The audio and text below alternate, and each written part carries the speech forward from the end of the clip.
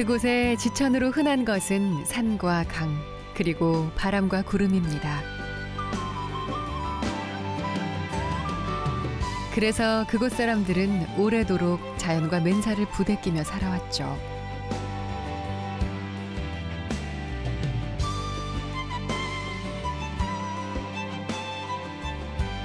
사람의 손을 빌은 것들마저도 세월을 더디어 마침내 자연의 한 조각으로 남는 곳.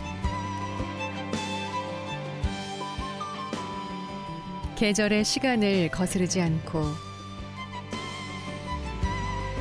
순리에 따라 살아가는 사람들이 있는 곳.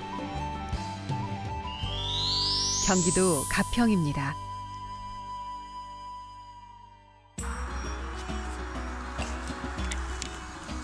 산과 들, 강줄기를 타고 겨울이 흘러갑니다.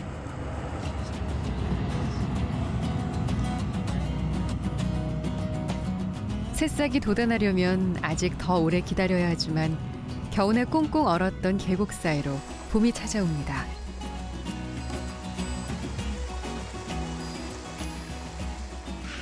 눈이 채 녹지 않아 바람은 매섭지만 산에는 이른 봄맞이를 준비하는 사람들로 분주합니다.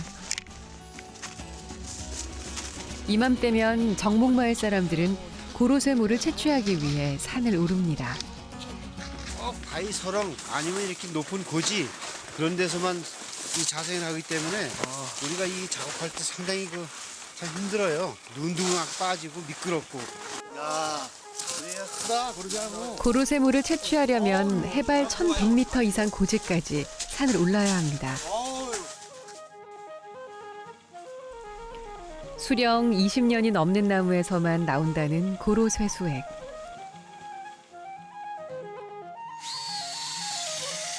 (20여 년) 전부터 정목리 사람들은 고로쇠 나무에서 물을 채취하기 시작했습니다.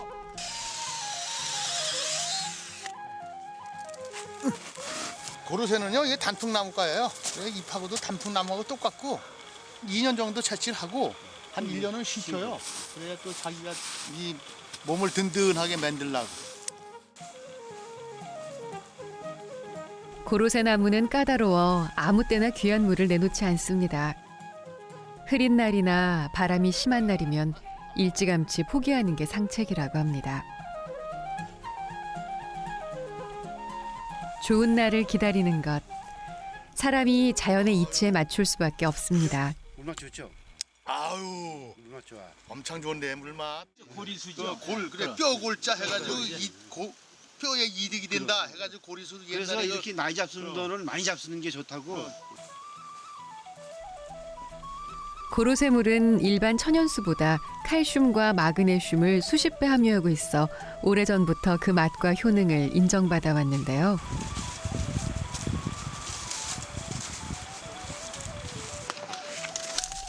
가파른 비탈길 위에나 험한 바위 옆에 서식하는 고로쇠 나무의 수액은 유독 더 달고 맛있다고 합니다. 여기서 나왔다. 천혜의 자연이 키운 나무, 그리고 그 나무가 주는 귀한 선물. 고로쇠물 속에는 이미 봄의 정기가 가득합니다. 좋습니다. 하루 온종일 나온 거예요. 그러니까 우리가 또 날마다 수거를 해가야지. 그렇지 않으면 물이 이게 좀 변질이 돼요. 빨리 수거해다가 냉장고에 매일매일 갖다. 수거해가는 거니까.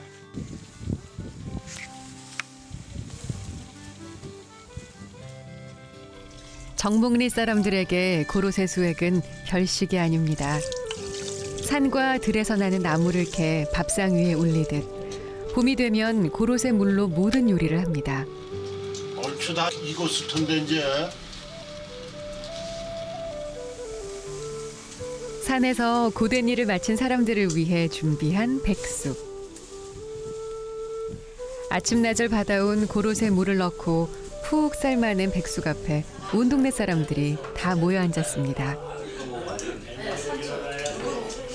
여기다 엄나무까지 넣어가지고 말이야. 산 아래 둥지를 틀고 자연에 기대 사는 사람들.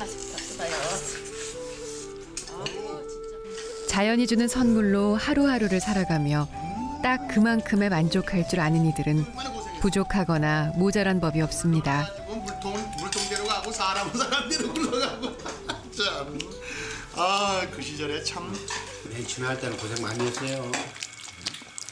그 높은 데 가서 물을 받아가지고 그 등열에다 쥐고 내리면서 미끄러져가지고 그냥 나가 떨어지고. 애들로 말하면 그 나가서 속썩이고 하는 애들보다 얼른 낫죠. 나한테 효자야 남아요. 우리한테는 최고로 다지말 좋고 이 시골에서는 뭐 누가 뭐래도 참 효자 납니다. 효자.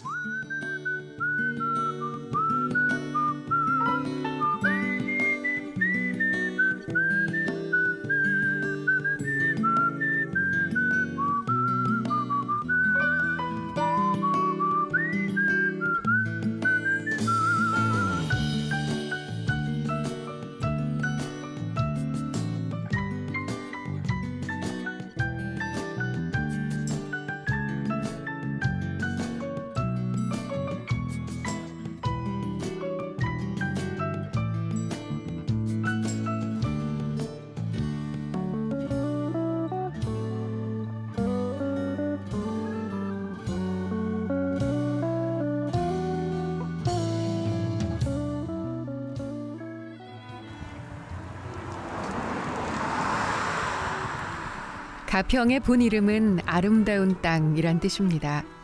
자세히 들여다보면 산과 계곡이 품은 절경들이 제 모습을 드러내죠.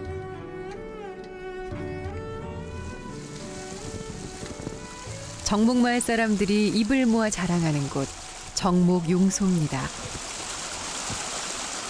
가평 8경 중 제5경으로 꼽히는 곳입니다.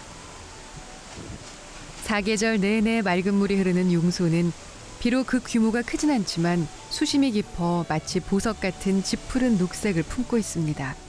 용이 저 길로 올라가다가 여기 날라 올라가다가 떨어져가지고 용 올라가다 길도 있어요 여기.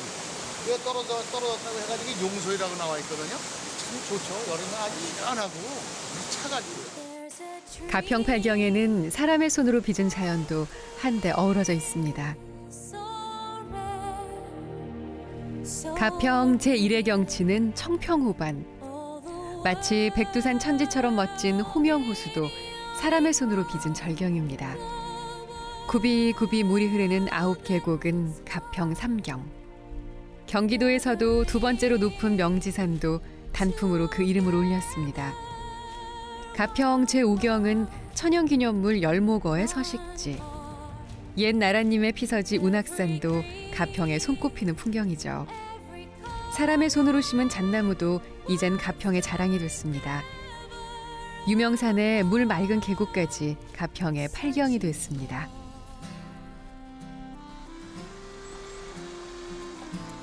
가평 8경 중 하나인 충령산 골짜기에 17년 전 새로운 풍경이 들어섰습니다. 드넓은 자락에 5천여 종의 나무들을 심은 것이죠.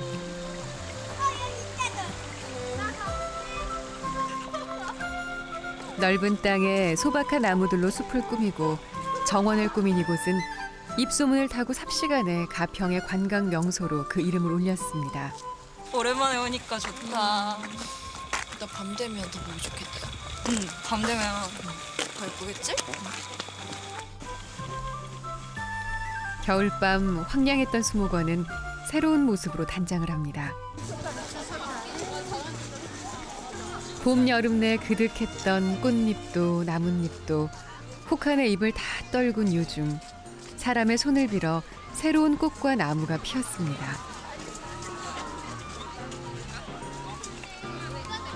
크고 작은 전구가 300만 개. 수많은 조명이 낮과 다른 아름다운 풍경을 선보입니다. 이제 이곳은 겨울잠을 자지 않습니다. 어둠이 내려앉을수록 빛은 찬란해지고 한가했던 공간은 활기를 찾고 있죠. 이 축제 한다니까 우리 밤에 한번 가서 호랑 구경 좀 한번 해보자. 낮에 보는 거하고 밤에 이렇게 조명을 좀 달아놓은 거하고는 좀 느끼는 게 다를 것이다. 여름에도 오고 계속 여기는 왔었거든요. 겨울엔 처음 왔는데 더 예쁜 것 같아요. 인공의 아름다움은 그렇게 가평의 또 다른 풍경으로 사람들을 유혹합니다.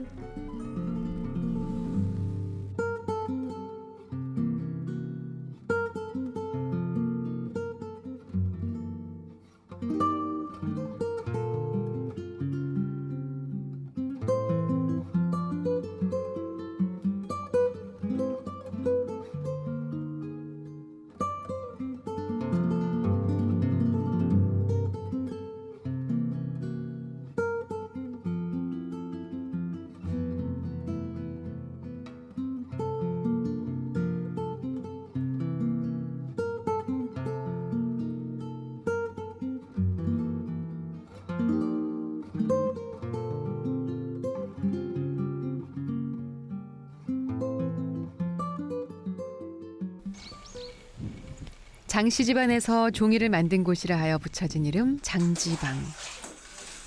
한지장 기능 보유자인 아버지의 대를 이어 장성우 씨는 4대째 전통 한지를 만들고 있습니다.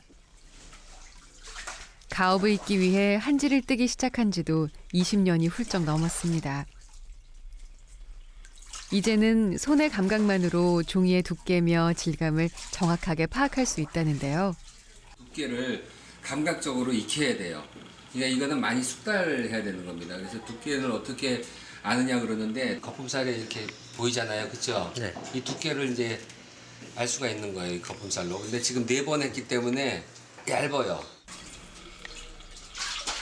틀발에 한지를 뜨는 일은 한지를 만드는 수많은 과정 중 가장 까다롭고 힘든 작업입니다. 두껍지도 얇지도 않게 펴바르기를 반복한 뒤 공기가 들어가지 않게 차곡차곡 쌓아야 비로소 한 장의 한지가 완성됩니다.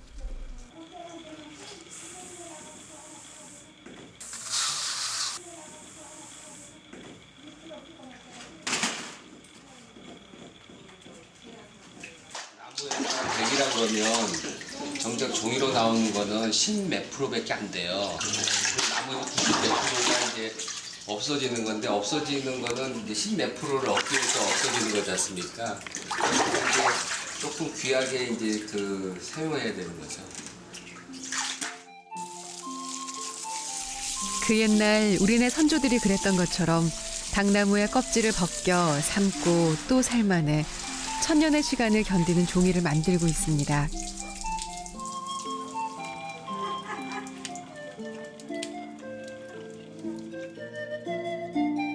이 당나무 껍질에 잎피섬이라고 해서 섬은 굉장히 길어요. 물에다 담가놨다가 이 겉에 있는 이제 티가 될 수 있는 것들 이런 것들을 벗기기 위해서 물에다 담가 놓는 겁니다.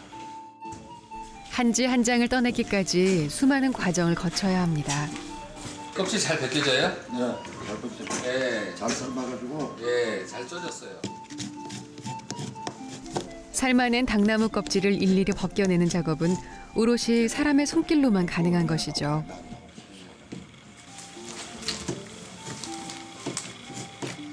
일정하지 않잖아요. 어떤 거는 잘 이렇게 껍질이 벗겨지는 게 있고 가지친다든지 아니면 넝쿨이 이제 감고 올라간 당나무라든지 이런 거는 벗기기 굉장히 힘들어요.